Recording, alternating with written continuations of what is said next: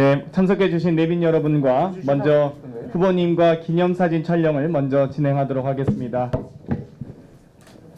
진정하게. 네.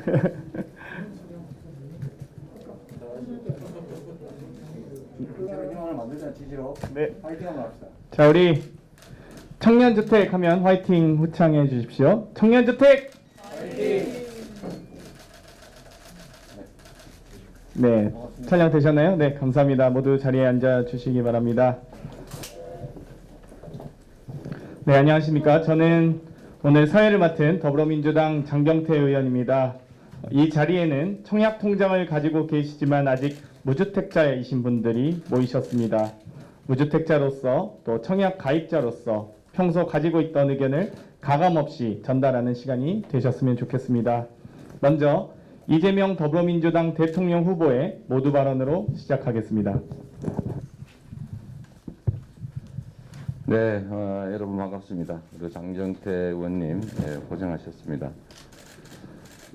요즘 제가 좀 전에 그 서울대 경제학부 학생들하고 이제 우리의 경제 상황이나 우리 미래에 대해서 잠깐 얘기를 하다 왔는데 역시 우리 청년 세대가 겪는 어려움이라고 하는 게 참 우리 기성세대들로서는 쉽게 이렇게 체감하기가 어려운 좀 심각한 과제라는 생각이 다시 한번 들었습니다. 사실 우리 사회의 모든 의사결정권은 우리 기성세대들이 가지고 있는데 실제 현장에서 어려움을 겪는 것은 이제 청년 세대들인 거죠. 근데 기성세대가 살아온 세상은 어쨌든 고도성장 사회였고 또 경쟁에서 조금 뒤처지더라도 둥지에서 굴러떨어지지는 않고 둥지의 가장자리 정도로 밀려나는 그런 상황이었습니다. 근데 이게 저성장이 고착화되면서 이제 기회가 줄어들고 그래서 경쟁에서 탈락하면 둥지 밑으로 떨어지는 그런 상황이 된 것 같습니다.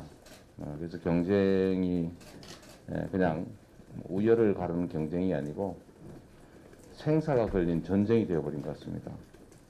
그래서 경쟁이 좀 격화되고 또 공정성에 대한 열망도 더 커지고 불공정에 대한 불만도 분노로 바뀌어가고 있는데 제가 최근에 현장을 자주 접하면서 나름 이 문제에 대해서 깊이 고민하고 있다는 저조차도 매우 현실적이지는 못했다는 생각이 듭니다. 우리 청년들이 겪고 있는 그 절박함에 대해서 기대만큼 충분히 귀 기울이지 못했고 그 문제 해결 방식에 대해서도 좀 구체적이거나 또 실천적이지 못했다는 반성이 많이 듭니다. 저도 사실은 뭐 다음 세대 30살 앞뒤로 다음 세대를 같이 살고 있는 입장이긴 하지만 그래도 역시 기성세대 입장은 청년 세대와 좀 다른 것 같습니다. 어쩔 수 없는 세대 차이일 수도 있고 자칫 잘못하면 이게 꼰대라고 하는 현상으로 나타날 수도 있는 점이긴 한데 좀 더 깊이 고민하고 노력해야 되겠다는 생각을 새삼스럽게 자꾸 하게 됩니다. 청년들이 겪고 있는 어려움은 결국 이제 기회 부족이고 그 기회 부족에는 여러 가지 취업의 문제도 있고 또 자산 형성의 문제도 있고 여러 가지가 있는데 주택도 그중에 하나가 된 것 같습니다. 저도 29살 때 청약 예금을 들어가지고 언젠가는 분양받아 봐야지 그러다가 아직도 분양을 못 받고 있긴 한데 그러나 저는 98년 IMF 때 어떻게든지 뭐 대출을 받아가지고 집을 샀기 때문에 결국 뭐 그런 집값 상승의 피해를 보기보다는 혜택을 본 쪽이 되었습니다. 우연이긴 하지만 그런데 지금 청약저축 제도가 이제 분양 경쟁이 심해지고 분양 경쟁이 심해진 이유는 사실 분양 가격과 시중 가격의 차이가 워낙 커지면서 경쟁이 또 치열해진 측면도 하나 있습니다. 그러니까 비정상적인 주택 가격 상승 때문에 경쟁이 격화되고 그러다 보니까 이제 뭐 무주택 기간, 또 가족 수, 또 뭐 가입 기간 이런 것들을 좀 종합해서 우선권을 부여하니 이제 청년들은 가입 기간도 짧고 가족 수도 적고 무주택 기간도 짧고 그러니까 계속 배제되는 문제가 있는 것 같습니다. 다행히 이 문제를 좀 정부 차원에서 해결해 보기 위해서 지금 이제 추첨 제도를 이번 9월달부터 도입한 것 같아요. 신혼부부와 청년들에게 30% 물량을 배정해서 추첨한다 라고 하는 제도를 도입했는데 이걸로 완전히 문제가 해결되지는 않겠죠. 또 오늘은 여러분들이 겪고 있는 현장의 문제들을 좀 저도 한번 들어보고 또 여러분들 제안도 좀 반영하고 우리가 앞으로 국민께 내세울 공식적인 정책들 이런 것도 한번 다듬어 보겠습니다. 좋은 의견 많이 주시고요. 또 뭐 저희들이 부족한 게 많을 테니까 질책도 하실 것 다 하시고 하십시오. 저희가 충분히 경청하고 또 여러분과 공감할 수 있는 시간을 가져보겠습니다. 고맙습니다. 네, 감사합니다. 후보님의 허심탄회한 말씀 감사드립니다. 지금부터 참석하신 분들의 의견을 듣고 후보께서 답변을 듣는 말씀하시는 또 시간을 갖도록 하겠습니다. 먼저 청약 3년차 이정민님의 이야기를 듣도록 하겠습니다. 네, 안녕하세요. 저는 지금 대학원에서 사회복지를 전공하면서 또 학교 근처에 방을 얻어서 살고 있는 10개월 차 세대주 이정민이라고 합니다. 일단 오늘 굉장히 편안한 자리라고 했는데 좀 첫 번째 발언을 하게 되어서 굉장히 떨리는 마음도 있지만 허심탄회하게 제가 어떻게 무주택자로서 경험하고 있는지를 좀 공유하고 얘기할 수 있는 자리라 참 감사하게 생각하고 있습니다.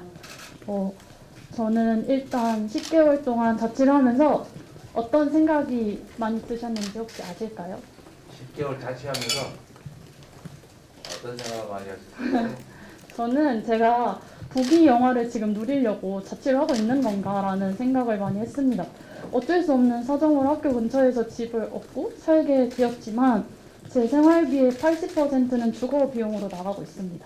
하나씩 간단하게 읊으면 보증금을 대출받아서 이자를 내고 월세를 내고 또 이것만이냐 관리비도 내야 되고 공과금도 내야 되고 또 이런 상황에서 청약도 가입을 했으니까 청약도 내야 되고 저는 주거 비용으로 이렇게 80%의 생활비를 사용하면서 또 한편으로는 내 집 마련이라는 얘기가 하면서 독립을 하지 않고 부모님 밑에서 살면서 차라리 난 돈을 모으겠다, 독립을 포기하겠다 하는 친구들의 얘기를 들으면서 서울에 부모님이 살고 있으면 나도 서울에 있는 부모님 집으로 다시 돌아가야 되는 게 아닌가 이런 생각을 합니다. 근데 저는 또 운이 좋은 거죠. 부모님이 서울에 사신다는 게. 또 지역에 있는 주거지나 아니면 지역에 있는 대학을 다녀야 하는 상황에서는 또 굉장히 어쩔 수 없는 상황에서 그런 주거 취약한 상황에서 거주로 몰리게 되잖아요. 그래서 이런 상황에서 도시와 지역에 사는 청년들이 또 다양하게 경험하고 있는 문제들이 있다라는 점을 또 얘기를 하고 싶었고요. 또 두 번째로 이제 청약에 관해서 오늘 간담회라고 얘기를 듣고 왔는데 사실 저는 청약에 될 거라고 생각을 하지 않고 살아가고 있고 또 저는 청약이 하나의 적금이라고 그냥 편하게 생각을 하고 있어요. 왜냐하면 굉장히 작은 확률이잖아요. 그 가능성이 굉장히 낮기 때문에 내가 되고 로또에 당첨되는 것과 이게 다를 바가 뭔가 당연히 되면 너무너무 좋다고 생각을 하지만 또 한편으로는 내 집 마련하는 게 주거의 안정성의 보장인가 이런 생각을 하면서 그냥 안전한 집에서 살 수 있는 기회가 마련되면 좋겠는데 왜 내 집을 꼭 살 수 있는 거에 내가 이렇게 매달 돈을 내면서 하고 있어야 되는 건가 하는 생각도 많이 들었습니다. 그래서 이제 마무리를 하면 청년들이 좀 안정적인 집에서 살면서 당당하게 독립을 할 수 있는 기회가 마련되면 좋겠다고 생각을 합니다. 부모님 밑에서 나오지 못하고 있는 게 그냥 청년의 의지나 뭐 독립심이 없어서가 아니라 나올 수 없는 주거 불평등이 이미 사회에 깔려 있고 이런 기성세대의 자산 축적과 투자와 투기로 인해서 청년들은 결국에는 사각지대로 몰리고 있는 상황이라고 생각을 합니다. 그렇기 때문에 이번 선거에서 청년들의 이런 주거 불안정 상황이 논의될 수 있는 장으로 좀 만들어 주셨으면 좋겠습니다. 네, 감사합니다. 바로바로 후보님께서 어떻게 증문즉답하실 사인면 몇 분 좀 들어보시고 네, 모아서 하시죠. 이정민님의 말씀 듣다 보니까 요즘 웹툰 지옥이 유행하고 있잖아요. 저도 반지하 사는 사람으로서 이 반지하와 옥탑방의 줄임말이 지옥입니다. 네, 참고로 말씀드렸고요. 다음으로 광미소님, 청약 2년차 하십니다. 광미소님의 말씀 듣도록 하겠습니다. 저도 되게 긴장이 엄청 많이 되는데 그냥 허심탄회하게 그냥 언니, 오빠, 동생들한테 얘기하는 거라고 생각하고 되게 솔직하게 그냥 말하고 싶은 게 있어서 이렇게 나오게 됐는데요. 저는 과거에 청약을 굉장히 오랜 기간 들었습니다. 과거에. 10년 정도? 근데 이제 돈이 필요해서 깼어요. 그리고 사실 제가 생각하는 그 청약에 대한 가장 큰 문제가 일단 그 정보가 제대로 없다는 거, 부재하다는 거. 내가 청약통장을 만들어서 그걸 어떻게 해서 집을 사야 되는지에 대한 그런 것들 정보가 너무 부족하다고 생각이 들어요. 그러니까 저는 쓸모없다고 생각을 했어요. 그랬다가 이제 너도 나도 이제 다시 청약 이제 붐이 일어나니까 집값도 오르고 하니까 이제 다시 만들었는데 이런 생각이 들더라고요. 제가 다시 만들고 이제 청약을 해볼까 하고 찾아보니까 이게 집값도 많이 올랐는데 문제는 분양가도 많이 올랐다는 거예요. 그러니까 다들 집값에만 그 신경 쓴 나머지 그 높아진 분양가를 다들 생각을 안 하시더라고요. 그래서 저는 분양가를 보고 너무 놀랐어요. 왜냐면은 서울도 아닌데 무슨 4, 5억 하니까 사실 제가 2030 세대인데 어리고 그런데 또 수입이 많아봤자 얼마나 많겠어요. 없잖아요. 그래서 저는 되게 좀 특이한 케이스로 저도 옆에 분과 마찬가지로 청약이 그냥 접근 붙는 게 아니까 의미가 좀 없다고 생각이 막 들더라고요. 내가 이거를 이렇게 해서 모아서 좋아. 근데 분양가가 너무 비싸니까 어차피 이게 의미가 없는 거예요. 그래서 저 같은 경우는 정말 생각을 많이 하다가 그 파주에 있는 그 작은 아파트를 제가 갭 투자를 했어요. 그러니까 너무 이렇게라도 안 하면은 진짜 못 살 것 같다는 생각이 들 정도로 너무 좀 되게 참담함을 많이 느꼈던 것 같아요, 제가.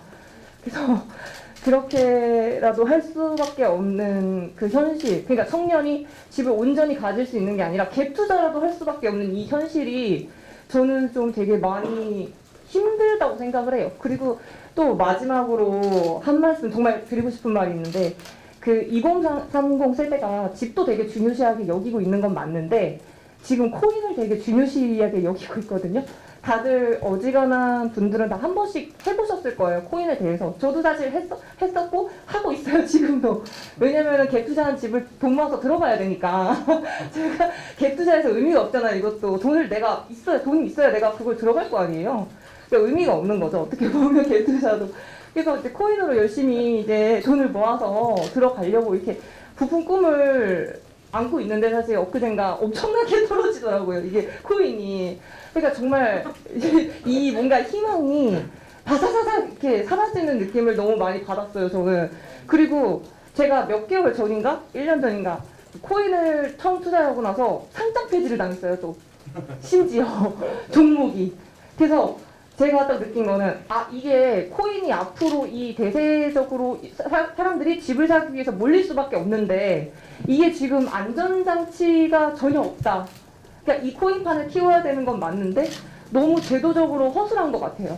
이거에 대해서. 그러니까 예를 들어서 제가 드리고 싶은 말씀은 코인판을 키우되 중요한 거는 상장 폐지를 안 당하게끔 하는 그런 장치가 좀 있었으면 좋겠어요. 그리고 또 아무 회사나 코인을 이렇게 발행할 수 없게끔, 그러니까 아무나 코인을 상장시킬 수 없게끔 그런 되게 심오하게 좀 신중하게 그런 중요한 제도 장치가 정말 필요하다고 생각합니다. 왜냐하면 코인으로 정말 돈을 많이 버는 사람도 있지만 반대로 정말 살아나신 분들도 많으니까 그런 부분이 굉장히 중요하다고 생각하고 저는 이 청년 세대를 신경을 많이 써야 된다고 생각하는 이유가 청년층이 생산 가능 인구거든요. 그러니까 되게 중요해요. 왜냐면 이 청년이 잘 살아야 노년층도 이렇게 부양을 할 수가 있는데 청년이 지금 너무 저조한 상황이라고 생각해요. 그래서 후보님께서 그런 거를 좀 잘 신경 써주셨으면 좋겠고 제가 봤을 때 그냥 개인적인 생각인데 그런 주택도 주택인데 좀 코인층에서도 조금 신경을 많이 써주시면 그 2030 세대의 그 지지율이 많이 올라가지 않을까. 저는 그런 후보가 대통령이 되지 않을까라고 저는 조심스럽게 생각을 하고요. 이렇게 발언할 수 있는 기회를 주셔서 정말 감사드립니다. 네, 감사합니다. 이미 이 가상자산에 대한 또 공약도 말씀하셨기 때문에 또 기대가 더 커지는 것 같습니다. 다음으로 안지연님, 우리 청약 10년차 하시네요. 네, 안지연님 말씀 청해 듣겠습니다. 네, 청약 10년 차이긴 한데 사실 청약 0.1년 차랑 동일한 것 같아요. 대학교 1학년 때 3월 달에 그 대학생 뭐 카드 개설하러 은행에 갔다가 은행 상담 직원의 권유로 가입을 했는데 그때 2만 원 넣고 엄마가 10만 원 줘서 넣고 그리고 저는 전혀 터치를 하지 않고 있기 때문에 유명무실을 한 게 맞는 것 같고요. 그 집 얘기를 하러 나왔으니까 그 조금 그 어떻게 집과 청약 사연이 있나 하면은 부모님 품을 떠나서 20대 중반에 집을 나왔어요. 그러니까 20살이 넘었는데도 엄마가 시키는 대로 살 수는 없잖아요. 친언니랑 같이 2인 가구로 그 용산구에서 6년 정도 살았는데 친언니랑 산 게 3년이고 나머지 3년은 그 다른 분과 비결한 2인 가구로 구성해서 살고 있었어요. 근데 이사를 가려고 보니까 그 같은 동네에서 그래도 이사를 가고 싶은데 용산구가 굉장히 비싸더라고요. 그러니까 저는 거의 남산 꼭대기에 살았는데 그 산을 내려오면은 거의 몇 배가 뛰고 다른 지역으로 가자니 뭐 직장이나 이런 생활권에서 멀어지고 해서 알아보다가 작년에 삼각지에 역세권 청년주택이 떠서 동거인가 각자 1인 가구로 넣었는데 저는 떨어지고 동거인은 붙었어요. 근데 역세권 청년주택 너무 좋아 보이니까 들어가려고 관심 있게 보면서 민간에서 먼저 당첨된 사람들의 단체 채팅방에 들어가서 약간 염탐을 했는데 한 500명 정도 있었거든요. 공공은 아직 발표가 안 난 상황이었고 민간에서 발표가 된 사람들끼리 얘기하는 거를 계속 보다 보니 너무 무서운 거예요. 서로 이제 되게 견제하고 뭐 여기는 신혼부부 청년 뭐 이렇게 사는 집인데 청년들이 들어오면은 맨날 시끄럽게 술 먹고 노는 거 아니냐, 애기도 있는데 어쩌고 저쩌고 하면서 엄청 견제하고 너무 서로 막 잡아먹을 듯이 하는 채팅방의 글들을 보면서 아 이건 당첨돼도 들어가면 안 되겠다 생각을 했어요. 다행인지 불행인지 당첨이 안 됐고 둘 다 한 명은 이제 서류를 내야 했지만 그냥 둘 다 포기를 했는데 특히 비활한 2인 가구는 그런 제도에 별 혜택을 못 받잖아요. 그래서 각자 1인 가구로 넣었던 것인데 저희 친언니가 최근에 이제 남편이랑 아기 2명이랑 같이 이화여대 앞에 아파트 당첨이 된 거예요. 청약으로 된 것 같은데 언니랑 언니 남편 둘 다 전문직이고 하니 약간 이제 소득을 조금 준비해서 자본을 좀 준비할 그런 여력이 될 텐데 저 같은 경우는 지금 살고 있는 친구랑 뭐 정상가족으로 이뤄서 결혼하고 아이를 낳을 계획이 없고 또 부모님의 뭐 돈을 빌릴 계획도 없고 하다 보니 그런 아파트 분양 같은 제도에는 전혀 대상이 되지 않고 있는 거예요. 그리고 저는 전문직도 아니고 그리고 아직도 30살이 넘어서도 진로 고민을 하고 있고 그러다 보니까 어디 대출을 왕창 받아가지고 그 30년씩 대출금 갚아가면서 살기에는 너무 부담이 크고 무서운 거죠. 제 인생 계획을 아직 세워 나가는 중인데 30년씩 대출 받아서 그걸 갚으면서 산다는 거는 내가 원할 때 직장을 그만둘 수도 없고 뭔가 새로운 시도를 할 수 있는 시간도 마련하지 못하는 거잖아요. 그러다 보니까는 조금 다른 대안을 찾아보려고 비혈연 2인 가구가 들어갈 수 있는 뭐 사회주택이라든지 이런 것들도 많이 알아봤는데 비혈연 2인 가구 들어갈 수 있는 사회주택 숫자 자체가 별로 없고 그리고 그것도 타이밍이 되게 중요하더라고요. 타이밍도 숫자도 별로 없는데 타이밍도 중요하다 보니까 사실 내 조건에 딱 맞는 집에 들어가는 게 어려워서 그냥 전세로 조금 더 서울 외곽으로 일단 이사를 오긴 했어요. 사실 저희처럼 정상가족을 이뤄서 결혼하고 아이를 낳을 계획이 없는 그런 새로운 공동체를 꾸리는 청년들에게도 안전하고 또 적정 기간 동안 주거가 보장되는 쾌적한 그런 집이 많이 있어야 되지 않을까 생각을 합니다. 네, 감사합니다. 여기까지 하고 네. 잠깐 의견. 네. 제가 뭐 오늘 여기는 뭐 설법하는 자리도 아니어서 자 여러분들 하시는 말씀에 일일이 다 코멘트 할 수는 없을 것 같습니다. 일단은 이제 청년들이 이제 주거 취약계층으로 점점 전락하고 있다는 점을 되게 말씀하시는 것 같아요. 대한민국에 이제 주택이 너무 비싸져 버렸고 앞으로 정상적인 노동소득으로는 웬만해서는 집을 평생 모으더라도 사기 어려운 그런 상황이 점점 돼가기 때문에 결국 매우 큰 좌절의 원인이 되는 것 같습니다. 그래서 사실은 이제 아까 말한 사회주택 말씀도 하셨고 이제 청년주택 말씀도 하셨는데 이제 그 주택 공급의 이제 질과 양에 대해서 좀 고민을 할 때가 된 것 같아요. 그러니까 이때까지 우리는 특히 수도권 관련해서는 이제 정부 정책이 특히 진보 정권이라고 불리는 정권의 주택 정책 핵심은 투기 수요 억제, 그리고 그 방식은 조세, 세금 정책이죠. 그다음에 금융, 대출 통제 정책, 그다음에 거래 제한, 토지 거래 허가 같은 거죠. 이 세 가지 방식을 동원해서 수요를 통제하면 적정한 물량이 공급되고 있기 때문에 비정상적인 집가 상승은 없을 것이다. 이렇게 봤던 거죠. 그런데 시장은 좀 다르게 반응했던 겁니다. 공급이 부족하다. 그렇기 때문에 아무리 수요를 억제해도 이게 풍선 효과만 발생하지 기본적으로 수요 공급 불일치에 의한 또 초과 수요에 의한 주택 가격 상승은 막을 수가 없다라고 인식했고 시장 구성원들이 그렇게 생각하니까 지금 안 사면 나중에 집값이 오를 것 같다라고 해서 또 가수요도 생기고 이러다 평생 집 못 사는 거 아닐까 해서 갭 투자 하셨다고 하는데 이런 이제 공포 수요, 불안 수요까지 생겨나게 된 거죠. 그러다 보니까 가격은 더 오르고 이런 악순환이 계속된 것 같습니다. 그래서 저는 일단은 주택 정책의 기본적인 방향은 공급을 충분히 늘리는 쪽으로 전환해야 되겠다. 그 생각을 지금 하고 있어요. 그래서 두려워할 필요 없이 어차피 도시는 계속 이제 밀도가 올라갈 수밖에 없는 게 역사적 경험이기 때문에 층수나 또 용적률을 일부 완화해서 이제 공급을 좀 늘리는 민간 공급을 늘리는 방식도 있겠고 또 공공택지 공급을 지금보다는 좀 과감하게 늘려서 공급을 점정적으로 늘려가는 게 문제 해결의 출발점이겠다는 생각을 합니다. 또 그렇게 하더라도 문제는 청년 세대들은 가입 기간도 짧고 또 경제적 능력도 떨어지기 때문에 사실은 신규 주택을 취득하기가 쉽지 않은 거죠. 그래서 이 문제에 대해서는 저는 청약 제도를 개편을 해가지고 가입 기간이 적고 뭐 1인 가구 또는 뭐 무주택 기간이 짧은 경우도 공평하게 분양받을 기회를 주자 이렇게 하면 그 오래된 그 기성세대들 입장에 또 억울하지 않겠어요? 그거 믿고 수십 년을 청약이금 또는 뭐 적금 가입해가지고 열심히 냈고 오로지 그것만 기다리고 있는데 또 가족 수가 또 많으면 사실은 더 보호할 필요가 큰 것도 또 사실이거든요. 국가 공동체 입장은.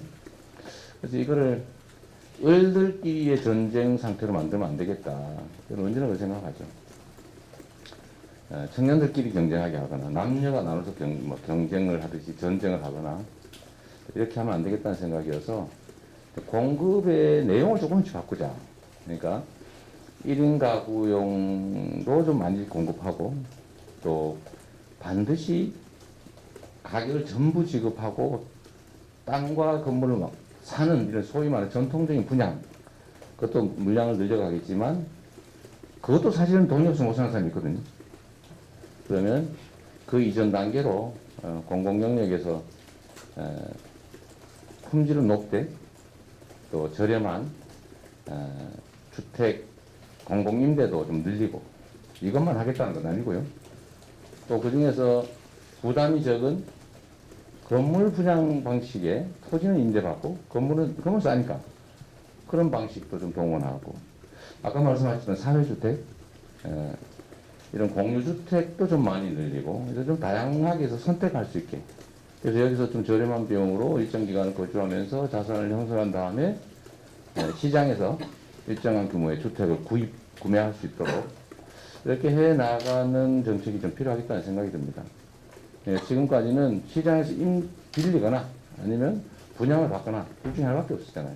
선택할 수 있는 게 양쪽으로부터 다 배제됐던 거죠. 그래서 그런 면에서 보면 좀 공급의 방식이 이걸 좀 다양화할 필요가 있겠다는 생각이 좀 들긴 합니다. 그 중에 특히 제가 성북구를 가봤더니 청년들 사회주택, 공주택이라는 인기가 아주 높더라고요. 아주 싸고. 왜냐하면 이제 뭐 주방이나 세탁실이나 뭐 이런 것까지 공공 같이 쓰니까 전용 공간 넓은데 비용 매우 싼 그런 것들이 있어서 선호도가 매우 높던데 그런 이제 사회주택 공급을 대폭 늘려나가는 것도 하나의 방법이지 않겠냐는 생각이 좀 들었습니다. 네. 또 이제 다른 분. 네, 다음으로 우리 청약 3년차 권유진님 말씀 청해 듣겠습니다. 네, 안녕하세요. 저도 엄마의 권유로 이제 청약을 들기 시작하게 됐긴 한데요. 서울에 올라와서 산 지는 벌써 10년 차가 다 돼갑니다. 그동안 사용한 월세 집값만 계산해봐도 사실상 월에 50을 넘기고 10년치를 총합하자면 6천만 원이 넘어가는 액수입니다. 이렇게 달마다 내니까 딱히 실감하지 못했었는데 지금 이렇게 계산을 해보니까 근데 그만큼의 차이가 매몰 비용이기도 하고 동시에 뭐 지역에 사는 친구들과의 일단 출발점의 격차로 벌어지기도 하고요.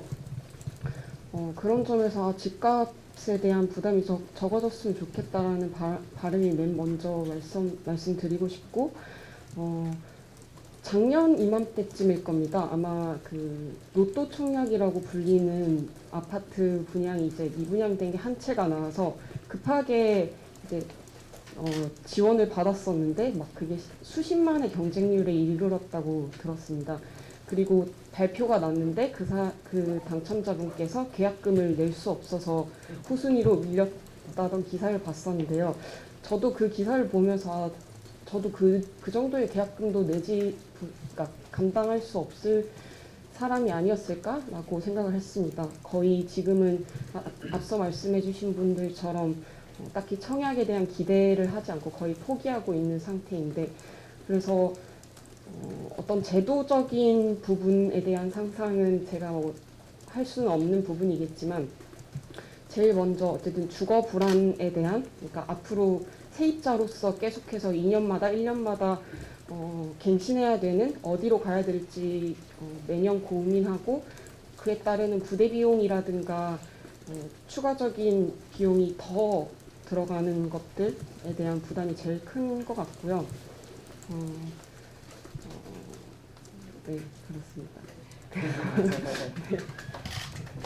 네, 감사합니다. 여기엔 직접적인 주거 비전 얘기하셨는데 네, 말씀은 또 안 하셔서 네, 다음 우리 어머니 청약 통장이라고 되어 있는데요. 우리 김세연님 말씀 청해 듣겠습니다. 네, 안녕하세요. 저는 은평구에서 형이랑 동생이랑 3인 가구로 살고 있는 김세연이라고 합니다. 네, 말씀하셨던 대로 저는 어머니 청약통장을 받았는데요. 21살 때 청약통장을 갖게 됐는데 그게 제가 아무것도 모르고 저도 은행원 권유로 한 거라서 거기서 돈을 뺄 수 없다는 사실을 몰랐어요. 제 전 재산을 그냥 넣어놓은 거예요. 그 이율이 높다는 소식에.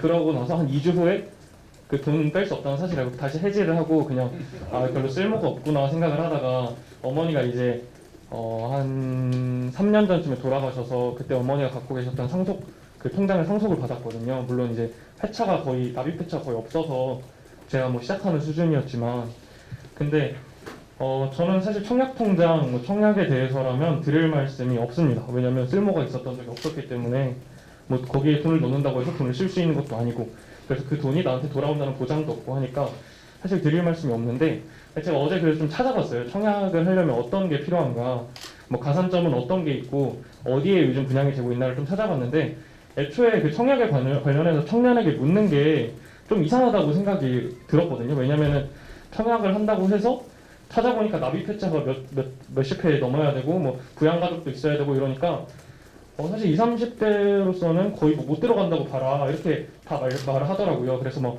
이 기간 청년 기간을 좀 견뎌야 된다, 버텨야 된다, 10년, 15년 후를 내다보고 넣는 거다 이렇게 하는 건데 근데 왜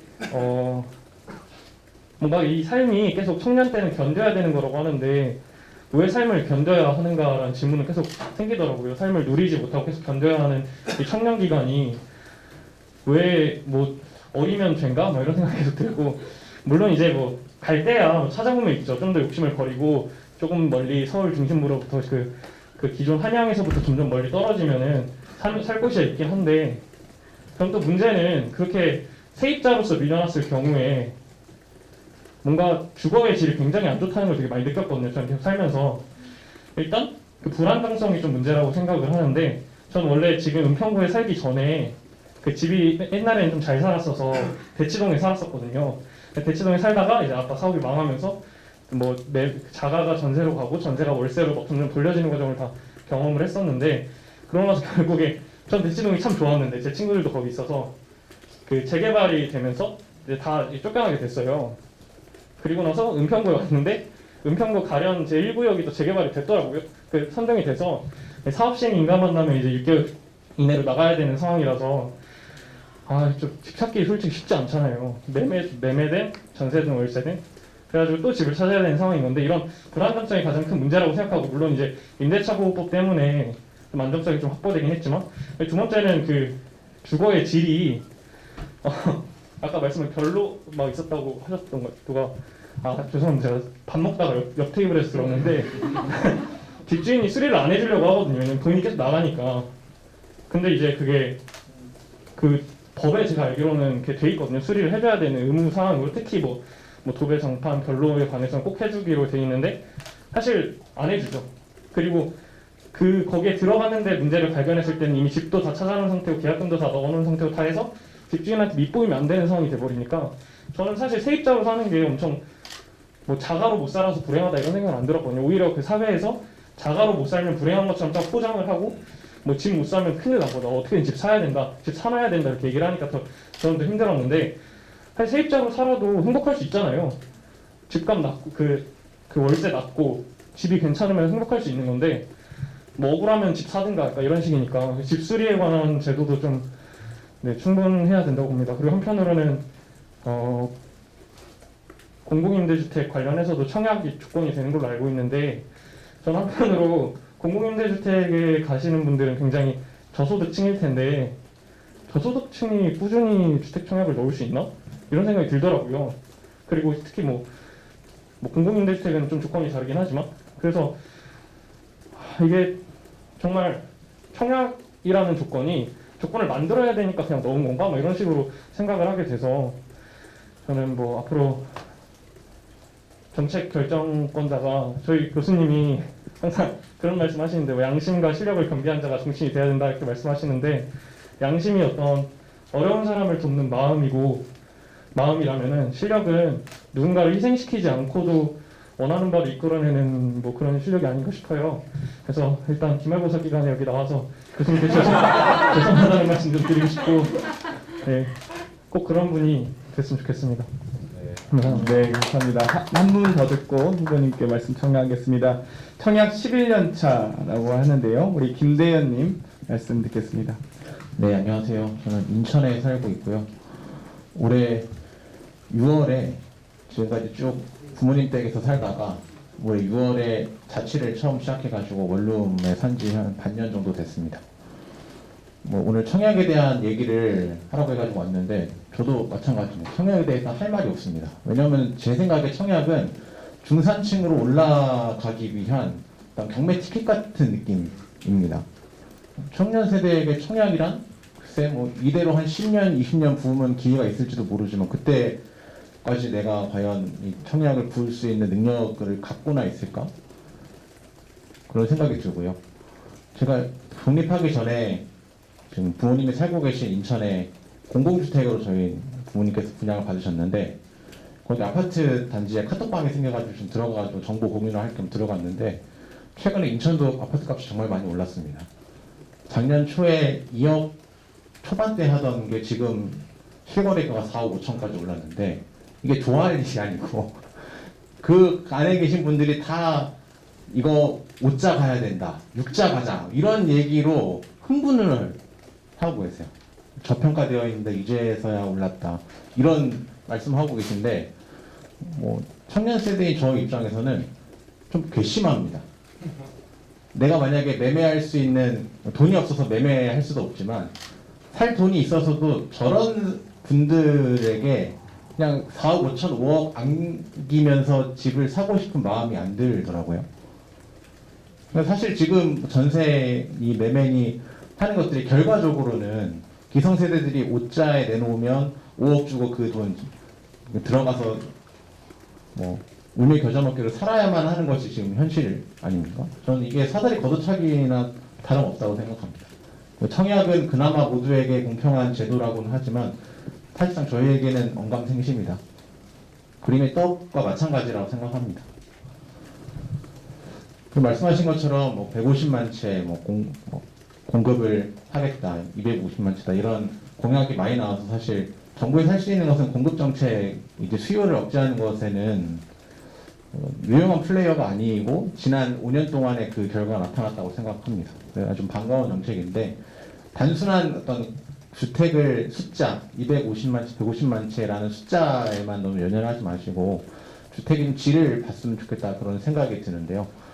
대표적으로 아까 장경태 의원께서 말씀하셨지만 지옥이라고 있습니다. 반지하에 사는 사람이 있고 옥탑방에 사는 사람이 있습니다. 거기에 뭐 노량진이니 신림이니 고시촌에 사는 사람들이 있습니다. 그 사람들 집에 화장실도 없고요. 채광도 잘 되지 않고 여름이 되면 습기가 차가지고 이불이나 다 곰팡이가 슬어서 너무 귀한 곳에 살아야만 하는 사람들이 있습니다. 사실 이거 잠시 견딜 수 있습니다. 여기 계신 분들도 오랫동안 고생하시면서 뭐 기자 되기 전까지 뭐 와신 상담하는 마음으로 그런 불비한 조건을 견디고 지금까지 오셨을 수도 있는데 잠시면 견딜 수 있습니다. 10년이어도 견딜 수 있고 근데 이 현실이 계속될 거라는 생각이 청년 세대를 암울하게 만든다고 저는 생각합니다. 마찬가지로 10년이 지나도 청약에서 내가 저 분양금 계약금을 마련할 찬스가 없다고 생각하면은 청약 차라리 해지해서 주식 투자를 하고 코인에 넣겠다라는 생각을 하게 될 것 같습니다. 지옥고, 주거 취약계층 중에서도 취약계층이라고 할 수 있는 반지하나 옥탑방에 사는 사람들, 이 사람들의 약간 삶의 질 끌어올리기 위해서는 단순한 공급을 넘어서 현재 있는 주택, 그 사람들은 거기 살고 있고 새로운 집이 지어지는 것이 하루 이틀에 지어지는 것도 아니고 일단 지금 살고 있는 사람들의 주거의 질을 어떻게 더 좋게 해줄 것인가, 단열이 더 잘 되고 채광이 안 되더라도 최소한 습기가 차지 않도록 여러 가지 보수를 해줄 수 있는 지원책을 공급과 함께 고려하는 것이 꼭 필요하다 그런 생각이 듭니다. 이상입니다.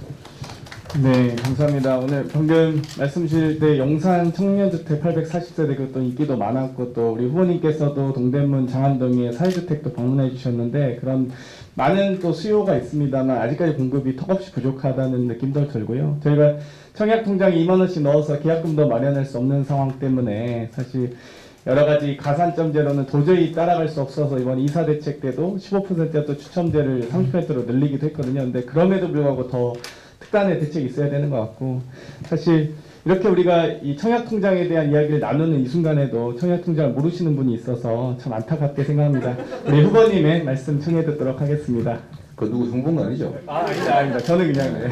그 청약통장은 주택이 없는 사람이 미래의 주택을 싸게 마련하기 위해서 필요한 것이다.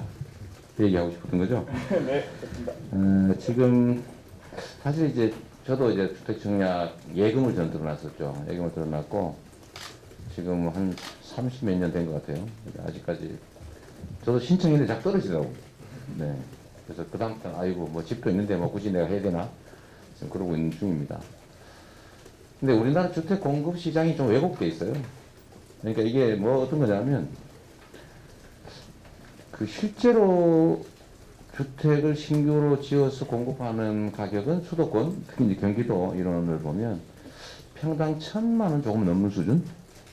땅은 싸게 이제 수용을 했고 건축비는 평당 뭐 400~500만 원을 넘지 않으니까 등등등 다 해도 뭐 기타 간접비용에도 1,000만 원을 좀 넘는. 근데 30평형대는 3억대 정도가 거의 건설 원가인데 이게 되게 한 5억대 정도에 분양을 해요. 한 700~800만 원, 보통 한 2,400~500만 원씩 하기도 하는데, 근데 이게 또 시중에 나가면 현재 3천만 원이 넘는단 말이에요. 보통 30평형대 좋은 위치는 10억이 넘잖아요, 지금. 그러니까 이게 좀 비정상이죠. 그러다 보니까 이게 사실 이 대장동 사건도 그 비슷한 그 과정의 일부인데 택지를 개발하는 쪽은 택지를 팔아서 거기 개발 이익의 상당 부분을 취득하고 또 택지를 취득한 건설회사는 여기서 아파트를 지어가지고 원가보다 훨씬 높게 분양을 해서 다시 또 개발 이익을 취득하고 이걸 또 분양받는 사람은 시중 아파트 가격이 워낙 높기 때문에 이 로또 분양이 되는 거예요. 분양 받기만 하면 매덕이 그냥 생기니까 온 국민이 이 분양을 받기 위해서 줄을 서는 상황이 발생한 거죠. 지금 청약자 가입자 2,700만 명이라는 얘기를 얼핏 들었는데 계속 늘어나고 있을 겁니다, 아마. 시장이 왜곡되어 있는 거죠. 그래서 이게 사실은 건설 원가도 공개를 해서 너무 과중하게 주택 분양 가격을 높이지 못하게 만들어야 되고 또 분양가 상한제도 도입해가지고 너무 많이 남기지 못하게 또 해야 되고 가능하면 공급의 양을 늘려야 되고 그래서 이 집을 또 그중에도 하나가 수요 정책 부분 중에 집은 필요한 사람이 거주하기 위해서 취득해야지 남들한테 세주고 또 투기이익을 노리기 위해서 집을 막 사모으는 거는 불이익을 줘야 될 거 아닙니까? 그러니까 1인 가구 1주택 실수요 주택에 대해서는 혜택을 주고 보호를 해주고 또 그냥 돈 벌기 위해서 사모하는 것에 대해서는 일종 필수품이 아니니까 거기에 대해서는 금융 세제, 거래 제도 같은 부담을 좀 증가시켜 줘야 되는 거죠. 근데 이게 지금 제대로 작동을 안 하다 보니까 지금 시장이 다 왜곡돼 가지고 모든 측면의 문제가 발생하는 것 같습니다. 그래서 이 분양가 상한제나 원가 공개나 또 공공의 책임을 늘리는 거 저는 LH공사 이런 데서 택지를 개발해가지고 왜 민간에 팔아먹는지 이해가 안 됩니다. 여러분 이해가 되세요? 그 택지를 팔면은 이거 좀 재밌는 얘기인데 감정 가격 이상을 못 받게 돼 있어요. 왜냐하면 분양 가격을 통제를 하기 때문에 분양가가 올라갈 가능성이 있잖아요. 그러니까 얼마 이상으로는 못 팔게 해놓으니까 서로 살라고 난리가 날 거 아닙니까? 그 사기만 하면 몇천억이 남는 거예요. 그 사기만 해도. 그래서 가짜 회사를 만들어가지고 추첨을 하거든요. 추첨 확률을 높이려고 가짜 회사를 만들어가지고 수백 대 1이 됩니다. 추첨을 하는 거예요. 신청하면. 그걸 추첨에 당첨이 되면 그냥 그것만 해도 수백억이 그냥 생겨요. 이게 좀 이상하지 않습니까? 그냥 LH가 집 지어서 건설공사만 맡기면 되죠, 건설회사. 왜 땅을 굳이 파냐? 그 법으로 팔게 돼 있죠, 장애는. 네. 왜 그래요? 이제 LH에서 교차 보존 방식이라고 해서 택지 조성 원가로 팔면 싸니까 주택을 만들어서 팔게 됩니다. 그건 이유인데, 그러면 분양을 자기가 하면 되잖아요. 왜 택지를 팔아서 민간이 건설 분양 이익을 가지게 합니까? 자기가 무슨 XX 건설에다가 공사만 맡겨서 자기가 분양하면 되잖아요. 근데 왜 택지를 팝니까? 그래서 한 이유가 안 되는 거죠. 네, 이것도 사실은 우리 사회의 불공정, 부조리의 한 단면이죠. 그래서 이런 과정을 거쳐서 계속 분양가가 올라가요. 올라가도 시중 가격이 높기 때문에 로또가 되는. 그래서 이런 구조적인 문제를 좀 고쳐갈 필요는 있다. 그런 생각이 좀 듭니다. 결국 그 피해는 이제 무주택자들이나 아니면 청약 기회조차도 실질적으로 배제되어 있는 사람들이 입는 거고, 제가 아까 그 말씀 중에 우리가 왜 견뎌야 되냐, 우리는 누리고 살면 안 되냐, 그 말씀 진짜 안타깝고 가슴 아프네요. 제 아들이 그런 얘기 하던데, 군대를 갔다 왔는데 둘 다 군복을 입고 길에 가면 무조건 자기한테 반말을 한대요. 왜 나한테 반말을 하냐. 저한테 불평불만을 자주 했었는데, 젊다는 게 죄는 아니죠. 그 말씀처럼 서로 존중받는 인격체니까 그런 점에서는 좀 더 추가적인 배려가 필요하겠다는 생각이 들고요. 이 점에서 정말 가슴 아픈 부분이 그런 겁니다. 청년은 미래가 창창하니까 또 건강하니까 고통을 좀 견뎌도 괜찮다, 이런 묘한 생각이 있어요. 이게 한때는 맞는 말이었어요. 희망이 많은 시절, 막 도전을 막 해도 되고 실패해도 얼마든지 다시 막 도전할 기회가 있던 그런 우리가 살던 시대, 그런 시대에 맞는 말인데, 지금은 기회도 없는, 한번 실패하면 큰일 나는 이런 사회에서 우리 젊은이들에게 아프니까 청춘이다, 뭐 젊어서 고생해서 사수로 한다 이런 소리 하는 건 정말 가혹한 일인 건 맞습니다. 네. 네, 감사합니다. 아프면 환자죠. 네, 풍춘이 아니고. 네. 네, 다음으로 우리 박동현님, 또 청약 10년 차시네요. 네, 말씀 부탁드리겠습니다. 네, 안녕하세요. 저도 앞서 말씀 다 잘해주셨는데 청약 오래 했지만 잘 그 혜택 받은 거라고 그 청약 넣어놓으면 은행에서 그거 담보로 이제 소액 대출이 가능하더라고요. 저금리로. 그래서 이제 긴급 대출할 때 약간 혜택을 받았다 이 정도인 거고, 사실 근데 뭐 그걸 놓고 학교 넣은 건 아닌데 뭐 그런 이제 이슈가 있었고, 저도 이제 다 비슷한 앞서 너무 잘 말씀해 주셔서 공감을 하고, 저는 이제 후보님 말씀해 주신 그 성북구에서 이제 왔는데, 저는 지역에서 이제 청년 활동을 하고 있는 이제 비영리 섹터에서 활동을 하고 있는데, 사실 비영리 활동하는 그 태가 이제 중소기업이나 이런 기업이 아니니까, 예를 들면 여기서 활동하는 친구들이 이제 중소기업 대출 되게 저금리니까 그렇게라도 집을 이제 안정을 확보하려고 하는데, 저희 같은 경우는 은행에서 저희의 코드가 없는 거죠. 비영리는 중소기업도 아니고 뭐 기업에서 활동하는 청년도 아니니까 정책의 사각지대에 있게 되는 경우가 너무 많고, 성북 같은 지역에는 저 그 동대문에서도 후보님 뵀었는데 되게 청년 활동이나 지역 활동 생태가 잘 되어 있어서 그런 활동할 청년들이 되게 많은데, 다 이제 그런 활동의 태가 중소기업이 아니라 프리랜서로 활동하거나 비영리에 속하다 보니까 그런 것도 이제 받을 수가 이제 없게 되는 그런 게 있어서, 저희는 이제 열심히 같이 그러면 이렇게 말씀하신 것처럼 사회주택을 우리가 이제 주거 정주성을 위해서 좀 한번 만들어 보자 이렇게 해서, 그때도 말씀드렸지만 그 이제 지역의 땅을 같이 그 주택 활동하고 있는 단체랑 같이 컨트롤해서 준비를 하고 있는 도중에 시장이 바뀌면서 그게 이제 멈춰서 60세대가 이제 들어가기로 같이 이제 준비 모임도 준비해서, 우리가 지역에서 청년들이 정주하기 위해선 진짜 그 주거의 안정성이 너무 필요하다. 그 말씀하신 것처럼 1인 가구뿐만 아니라 2인 가구, 근데 2인 가구도 부부가 아니라 다른 방식의 삶의 그런 모습들도 하는 다양성을 가진 주택을 이제 준비하고 있었는데, 이제 그런 상황으로 이렇게 멈추게 되니까 사실 뭐 국가나 시에서 저희에게 뭐 해준 것도 없고 저희가 자발적으로 준비하는 것도 멈추게 하니까, 그 60세대를 들어가려고 이제 지역에서 내가 활동을 좀 해보겠다고 하는 청년들이 너무 지금 다 어떻게 가야 되지?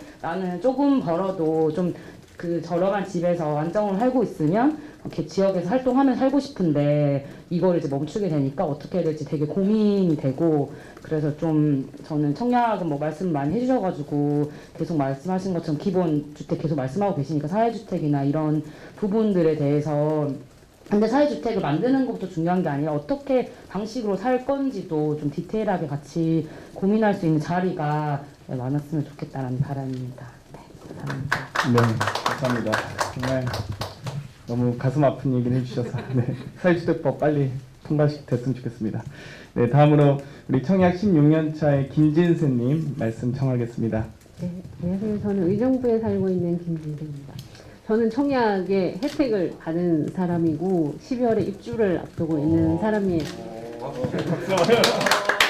근데 청약에 당첨됐다고 해서 모든 게 해결되는 게 아니더라고요. 그러니까 저는 4년 전쯤에 청약에 당첨돼가지고 그때부터 준비를 했는데 지금 대출이 다 막혔어요. 그러니까 뭐 나라에서 지원하는 보금자리 제도, 그 다음에 기름돌 이것도 은행에 하나도 안 해줘요. 저희 아파트에. 그러니까 자격이 되긴 하지만 은행에서는 저금리니까 취급하지를 않아요. 그래서 뭐 은행도 뭐 대출을 진행하던 은행에서도 한도가 다 찼으니까 다른 은행으로 가라. 다른 은행에 갔더니 여기 이 금리가 이 정도인데 할래? 근데 이것도 마감 민박이야. 그것도 할래? 이렇게 지금 진행이 되고 있어요. 그러니까 뭐 청약을 당첨돼서 좋기만 했던 게 지금 현실에서는 뉴스에서는 뭐 실수요자들에게 뭐는 지장이 없게 하겠다고 했지만 사실 지장이 많거든요. 그래서 뭐 선착순으로 저는 다행히 고금리에 계약을 하기는 했지만 이게 맞는 일인가? 내가 생각한 것보다 이자가 지금 거의 2배가 많아요. 그래 지금 4.1%. 제가 생각할 때는 2.5%였을 때 이 정도면 입주를 하면 되겠다 했는데 지금 4.1%예요. 근데 그마저도 보금자리는 아예 은행조차 취급하지도 않고. 그러니까 저는 이제 생애 최초 주택 구입자니까 당연히 저한테는 혜택이 이제 저금리를 좀 해줄 줄 알았는데 전혀 그런 거는 현실에 반영되지 않고 있더라고요. 당첨만이 우선이 아니더라. 그러니까 뭐 청약만 되면 좋겠다라고 생각을 하시겠지만 뭐 언젠가는 당첨이 되더라도 그 마냥 그렇게만 현실적으로 되지는 않더라. 이제 그 부분에 대해서도 최초 주택자들한테는 조금 저금리로 계속 진행을 해주시는 게 좋지 않을까 하는 말씀을 드립니다. 네, 감사합니다. 생애 최초면 부부 합산 소득 1억까지 됐는데도 아예 이제 자금이 안 남았어. 네. 네, 참. 네. 다음으로 우리 청약 7년 차의 김영환님의 말씀 청해 듣겠습니다. 예, 안녕하세요.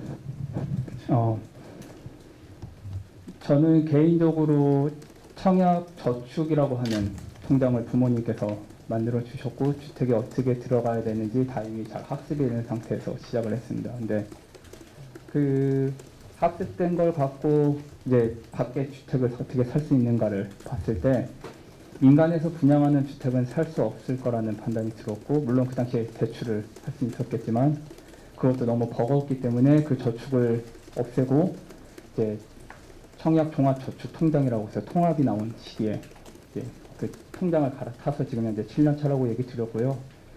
제가 받은 혜택은 중간에 만 36세임에도 불구하고 군대에 들어간 2년을 감안해 준 것 때문에 청년형으로 갈아탈 수 있었던 게 제 혜택 중에 하나였고요. 예. 그래서 그 제도를 다행히 제가 알고 그걸 신청을 해서 예, 그나마 저금리에서 금리를 조금 더 받을 수 있는 상황이긴 합니다만, 민간 아파트와 관련된 청약은 포기한 지 꽤 됐습니다.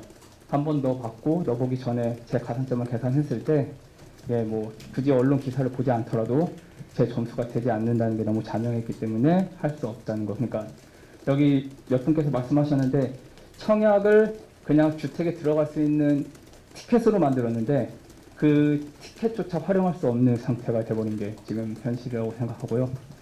저는 개인적으로 또 공공임대주택과 관련된 국가 사업의 실무자로 일한 경험이 있기 때문에 남들보다 공공임대주택에 대한 접근성이 조금 편리했습니다. 그래서 어제도 회사에서 근무하면서 지금 역세권 청약주택 넣고 왔거든요. 왜냐하면 청약이 티켓이니까요. 청약 통장이 없이는 신청이 불가능하고요. 그리고 여러분도 아실지 모르겠지만 SH에서 재개발 임대라고 해서 당시에 그 뭐라고 하죠? 그 산 넘어서 이렇게 만든 금호동 같은 곳에다 개발을 했을 때 나오는 공공임대주택에 지원할 수 있는 상황인데, 그건 소득이 이제 200만 원이 넘으면 1인은 지원할 수가 없습니다. 그래서 굉장히 제한된 사람들만 들어갈 수 있죠. 그래서 이런 그 민간 아파트에 들어가는 걸 포기하고 저는 이제 공공으로 초점을 맞추면서 진행을 하는데, 지금 방금 전에 대출에 대한 좋은 얘기를 해주셔서 저도 당연히 대출이 지금 대안이 될 수 없다는 상황을 알고 있었기 때문에 오히려 퇴직을 해서 받은 퇴직금이 제 좋은 옵션이 된 상황입니다. 그래서 올 2월에 퇴직을 한 상황이고요. 그래서 그 퇴직금, 그래서 퇴직을 한 건 아닙니다. 제 개인적인 사정으로 퇴직을 했지만 그 퇴직을 하고 나서 제 뒷일을 어떻게 해야 될까라고 고려를 했을 때, 혹은 공공임대주택에 보증금을 부어야 된다고 했을 때 대출이 제 대안이 될 수 없었기 때문에 퇴직금이 제 옵션이 되는 거죠. 그래서 그 옵션이 된 만큼 저는 퇴직금을 쓸 수가 없기 때문에 예, 그 생활 기간 동안 예, 뭐 그렇게 여유롭거나 평화롭게 지낼 수 없는 상황이 계속 벌어진 거죠. 그리고 이 자리에 없지만 제 동생 얘기를 한번 할까 합니다. 이제 제 동생은 예, 결혼을 20년 시작할 때 19년이었나요? 예, 이제 최근래 하고 나서 예, 잠실에 그냥 민간 아파트에 전세로 들어가게 됐습니다. 예, 재개발을 앞두고 있는 아파트였고요. 그래서 재개발이 되기 전까지는 너희들이 얼마든지 살아도 된다라고 하는 상황에서 예, 아이를 낳고 지내고 있었는데, 임대차 3법이라고 하나요? 제가 정확히 명칭은 모르겠습니다. 그게 발의되고 나서 그 집주인이 본인의 세금 문제라고 정확히 워딩은 하진 않았지만 본인이 여기 들어와서 살아야겠다는 이유로 예, 엄동설안에 예정된 구두 약속은 예, 휴지 조각이 되고 나가서 집을 구해야 되는 상황이 발생했습니다. 이제 옆에서 제가 지켜보는 게 상당히 고통스러웠습니다. 예, 그래서 제가 여기서 드리고 싶은 이야기는 정치 정당을 떠나서 누군가가 당선이 된다면 국가 공무원들, 특히 주택국토부지 않습니까? 이분들이 이런 행정 규칙이나 법을 실행하고 나면 뒤에 무슨 일이 일어날지 좀 더 적극적으로 듣고, 이거 임대차 3법에 대한 걸 몰랐다고 하면 그건 반성해야 되는 거고요. 알고도 그랬다고 하면 이런 일이 다시 일어나면 안 됩니다. 예, 좀 그런 부분을 좀 고민을 해서 나오는, 예, 적어도 국가 공무원이라고 하면 현실을 모른다는 얘기를 자꾸 얘기하는데 그분들도 별로 기분이 안 좋을 거 아닙니까? 그래서 국가를 위해 일하는 공무원들도 좀 현장을 알고 여기서 이야기하는 것들도 좀 반영이 되고 하는, 서로가 좀 좋고 서로가 뭔가 더 좋은 방향으로 가고 있다라고 하는 좀 확신을 좀 심어 주실 수 있는 누군가가 있었으면 좋겠어서 이 자리에 나왔습니다. 예, 감사합니다. 네, 감사합니다.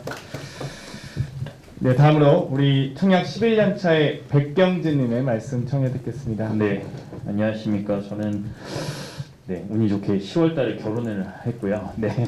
하면서 감사합니다. 아까 말씀하셨던 것처럼 여기 많은 분들이 청약제도에 대해서 잘 사실 모릅니다. 그러니까 얼떨결에 가입을 하기도 하고 뉴스에 많이 나오면서 청약을 들어놔야 된다, 종합청약으로 제도가 바뀐다라고 하면서 가입하신 분들이 많고요. 저도 마찬가지로 그렇게 가입을 했고, 또 단순하게 그냥 이걸 가입해두고 오래 납입을 해놓으면 나중에 공고가 떴을 때 지원해서 추첨 받아서 이렇게 로또처럼 대박이 날 수 있다, 이 정도 수준으로만 알고 가입을 하고 그냥 묵혀둔 정말 적금 통장처럼 쓰고 있었고요. 집을 구하는 과정 자체가 사실 되게 좀 힘들었습니다. 지금 한창 안 좋은 시기에 결혼을 해서 코로나도 겹치고 우스갯소리로 결송합니다라고, 결혼해서 죄송합니다라는 말을 하면서 인사를 드리고 그랬는데, 한 3개월 정도 집을 구하는 과정이 굉장히 좀 힘들었어요. 사실 원래 저도 이제 광진구에서 청년활동도 하면서 그 동네에 대한 애착도 있고, 그래서 그 지역을 중심으로 좀 알아봤는데, 가지고 있는 예산으로는 도저히 살만한 원하는 퀄리티의 집을 구하기 너무 힘들더라고요. 그래서 다른 지역으로 가게 됐는데요. 그런 부분에 있어서도 과정 중에서 좀 힘들었던 게, 이 주택에 대한 정보 같은 게 사실 공신력 있는 그런 교육 프로그램이나 이런 게 전혀 없는 것 같더라고요. 그러니까 가장 많이 접하게 되는 그런 정보들은 아무래도 차라리 블로그라든가 유튜브 같은 데서 오히려 누구도 이 정보에 대한 검증이나 공신력을 갖지 않은 그런 채널을 통해서 오히려 받게 되는 그런 부분이 많았고요. 사실 삶을 사는 곳이잖아요. 의식주라고 하는 인간의 기본권 중에 주거 영역인데 왜 이거에 대한 교육은 저희들이 받을 수 없었는가라는 근본적인 의문이 들더라고요. 학교에서 사실 물을 챙겨 먹어야 된다, 물이 없으면 삶을 살 수 없다, 이런 것처럼 굉장히 사람이 성인이 되면서 굉장히 필요한 부분인데, 이런 부분이 왜 교육 과정에 없었을까라는 생각이 들 정도로 좀 정말 필요한 교육인데 그런 게 왜 없었을까라는 생각이 들었고요. 그리고 아까 말씀하셨던 것처럼 지금 집값이 거의 집 구하면서 알아보다 보니까 이제 1년 사이에 1억이 뛰었다고 하더라고요. 저는 이제 신축 빌라 위주로 이제 좀 알아보는 과정이었는데, 그 집을 보면서 이제 들었던 생각이, 이 집이 정말 이 정도의 가치를 가지고 있는가라는 생각이 들더라고요. 아까 말씀하셨듯이 강남 쪽에 있는 아파트랑 지방에 있는 아파트랑 다른 시멘트를 쓰진 않을 거잖아요. 강남 쪽에 있는 거는 금가루를 섞어서 시멘트를 쓰는 건 아닐 테고, 그래서 정말 이 집이 이 값어치를 가지고 있는지, 아까 말씀하셨던 그런 건설 원가 같은 게 좀 공개가 된다면 어쨌든 집을 구하는데 좀 더 합리적인 소비를 할 수 있지 않을까, 그런 참고가 될 수 있을 것 같고요. 지금 저희 청년 세대들이 받는 많은 압박 중에 결혼을 하고 애를 낳아야 된다라는 인구 소멸론을 좀 걱정하면서 그래서 이제 지금 아이가 있고 결혼을 한 가정한테 우선적으로 좀 더 좋고 더 환경이 좋은 집들을 우선 배정하고 있는데요. 그래서 오히려 이제 청년 세대들이 연애조차도 포기하고 결혼도 포기하고 이제 임신 출산까지 포기하는 상황인 것 같은데요. 결혼하고 아이를 낳으면 집을 주겠다가 아니라 결혼하고 아이를 낳아 키울 수 있는 집을 주면 결혼하고 아이를 낳겠다. 이런 식으로 생각을 좀 전환해야 될 필요가 있지 않을까. 네, 그렇게 생각이 되고 뭐 LH에서 많이 뭐 주택을 만들고 아까 자주 말씀하셨던 이 집에 대한 퀄리티에 대한 기준이 사실 보도자료에서 나오는 거 보면은 방음 문제, 소음 문제 굉장히 심각하잖아요. 바로 옆에 있는 사이에서 뭐 대화를 할 때 뭐 소근소근 거려도 다 들릴 정도로 이런 거에 대한 인간이 주거를 하는데 보장받아야 될 뭐 최저한의 기준 같은 것들이 좀 논의가 되고 뭐 예를 들면 화장실과 뭐 개수대는 분리되어 있어야 된다 뭐 이런 기준이라도 좀 분리가 되고 그런 거에 좀 맞추고 그것들이 그 공공에서 제공하는 주택뿐만 아니라 그 청년들이 살아가는 뭐 하숙집이라도 그런 거를 조금씩 지켜나갈 수 있게 그런 기준들을 제시해주면 좋지 않을까. 네, 그렇게 생각이 들었습니다. 네, 감사합니다. 마지막 우리 참석하신 분까지 말씀을 다 들었는데요. 쭉 듣다 보니까 또 우리 영화님께서 말씀하셨던 계약갱 신청권을 무력화하는 그런 행태들을 참 많이 저희도 목도하고 있습니다. 또 사회주택 관련 입법이 아직 안 돼서 주택법이나 공공주택특별법이나 민간임대 특별법 등도 빨리 처리할 수 있도록 노력하겠습니다. 그럼 우리 다양한 의견을 내주셨는데요. 우리 후보님께서 참 많은 생각이 드셨을 것 같습니다. 후보님께서 따뜻한 또 마무리 말씀 있으시겠습니다. 네, 뭐 지금 여러분들 말씀을 듣고 보니까 정말로 이렇게 현장과 동떨어진 행정이 어떤 결과를 빚는지 체감이 되는 것 같습니다. 사실 얼마 전에 제가 어디 댓글 이런 데를 잔뜩 보니까 공식 보고는 아니고 그 대출을 주는 것도 좋은데 이미 계약했는데 중도금 잔금 못 빌려주면 어쩌란 말이냐 뭐 이런 얘기가 갑자기 막 댓글이나 이런데 많이 올라왔어요. 일률적으로 금융 통제를 시작한 거잖아요. 그러니까 배려가 부족했던 거죠. 현장성이 부족해서. 그래서 결국 이제 뭐 저도 얘기하고 당도 얘기하고 해서 이미 계약한 그 부분은 예외다 이렇게 했는데 말은 그렇게 했는데 그걸 의무로 안 하고 거기는 빌려줘도 된다고 하니까 안 빌려줘도 되는 거예요. 개별 은행 입장에서는 이게 국가은행이 아니니까. 그러니까 대출 총액을 줄이라고 하니까 그런데 이건 예외다라고 하니까 어떤 대출 총액을 줄이기 위해서 여기까지도 안 빌려주고 싶은 거죠. 개별 은행들은. 그러니까 그걸 또 그 고리 대출하는 기회로 삼은 거죠. 그래서 이거는 좀 다른 얘기긴 한데 IMF 코로나19 작년 지나면서 전 세계 은행들이 전부 다 영업이익이 한 20% 가까이 줄었는데 우리나라 은행만 영업이익이 17% 늘었어요. 금융의 공공성을 전혀 반영하지 않은 거죠. 이렇게 한 거죠. 빌려주는데 너 잘 됐다. 너 지금 어차피 안 빌리면 너 계약 해지당하지. 그러니까 고금리 써. 이래서 4% 이렇게 바가지를 씌워버린 거죠. 그래서 이거를 어떤 정책을 하면 그 정책이 제대로 현장에 집행되는지 사후 피드백을 가져야 되는데 관리를 해야 되는데 그건 안 하고 그냥 던져주고 말았던 거죠. 어쨌든 현실을 모르는 거는 잘못이 아니고 죄악이다. 그래서 그 말씀 드리는 겁니다. 그러니까 행정을 구체적으로 내용을 모르고 정책을 만들어 집행하고 이런 일이 생기는데 나 몰라서 그랬으면 용서가 안 되는 거죠. 그래서 내 개인 일을 처리할 때는 무지나 무식이 자기 책임이니까 자기 손실이니까 그건 아무도 문제 삼지 않는데 타인의 일을 대신하는 그중에서도 다중의 일을 대신하는 공직자의 무능과 무지는 그건 죄악입니다. 죄악. 그래서 이런 일들은 좀 안 생기게 할 필요가 있고요. 현실을 몰라서 그런 거니까 라고 말하는 것 자체는 내가 죽을 죄를 지었다 이 얘기와 같은 거죠. 그러지 않도록 하는 게 중요한 것 같습니다. 하여튼 말씀들은 우리 사회가 고쳐야 될 게 한두 개가 아니겠죠. 아까 주택 문제도 말씀드렸지만 더 근본적으로는 우리 사회 전체적으로 시스템이 오작동하는 게 너무 많습니다. 그리고 앞으로는 말하고 뒤로는 안 하는 게 너무 많고 또 우리가 합의한 규칙들도 잘 안 지키고요. 또 사채 시장에서 막 이렇게 급할 때만 돈 빌리려고 그러면 이자 소위 말해 몇백 프로 이자 주고라도 안 쓸 수 없는 상황이 되는데 저는 그것도 정말 가슴 아픈 것이 법으로 이자를 20% 이상 받지 말라고 했으면 그 이상 받으면 무효 아니 무효? 법을 어겨서 계약한 걸 왜 보호를 해줍니까? 이자 아예 못 받게 해야지. 이자를 300% 500% 이렇게 받은 거 범죄 아닙니까 그거? 원금도 못 받게 해야지. 범죄 행위니까.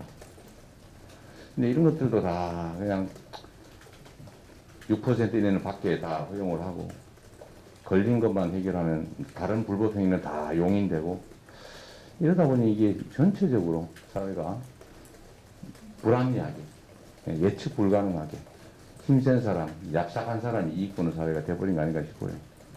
어쨌든 주택 문제도 또 금융 문제도 여러분들 오늘 말씀하신 것들 제가 잘 감안해서 저한테 기회가 있을지 없을지 모르겠습니다만 하여튼 기회가 없을지라도 저도 한 정치인으로서 제도 개선도 장로님한테 잘 부탁드리고 또 우리가 또 정치인이니까 말하는 것 자체가 또 일이기도 하니까 조금이라도 개선될 수 있도록 최선을 다해보겠습니다. 근데 결국은 사실 국민들이 결정해야 되는 거죠. 안타까움 표시하면서도 답이 없어서 깝깝하고 미안합니다. 고맙습니다. 네, 감사합니다. 민생 경제에 유능한 이재명 후보와 또 청약의 사각지대 간담회 무주택자에게 듣는다를 이것으로 마치겠습니다. 모두 고생하셨습니다. 감사합니다. 제일 먼저 얘기하는 건데 돌아오는데 시간 너무 많이